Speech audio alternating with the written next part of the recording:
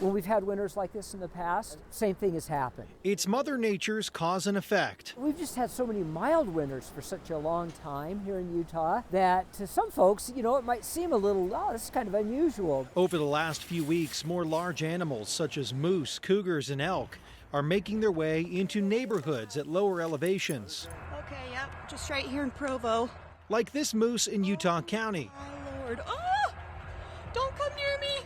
Believed to have wandered into a backyard. The dog was on its property there, and the moose came on to the private property. Where the moose and a family dog got into a confrontation.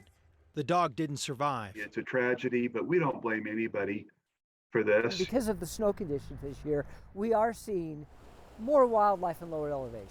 Mark Hadley with DWR, based out of Ogden, says the snow in higher elevations is covering up plants, so animals like deer have made their way into the valleys. But it is all food related. It's trying to find something to eat. But deer are still prey, even though they've moved into town. So I looked over here and I didn't see anything, and then I looked back on my camera and it was a mountain lion, so it was probably within 20 feet of me, and I didn't even know it.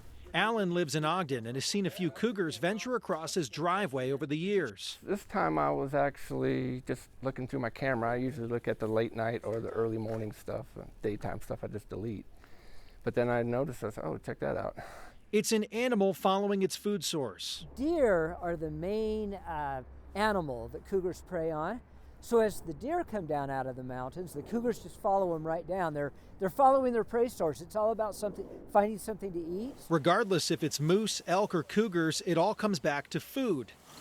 And since these animals store their food for the winter, every time they get startled or are forced to use energy, the hungrier they get. The main thing that folks can do to keep themselves safe and also to help the wildlife out is to keep your distance when you see wildlife. Here are some things that DWR advises you do if you don't want to chance one of these encounters around your home. If you have pets or children, they advise not letting them out around dawn or dusk, or if you do let them out, supervise them. They also recommend installing a motion light. That can help deter some of these animals. And finally, do not feed some of these animals around your home. Brian Schnee, KUTV 2 News.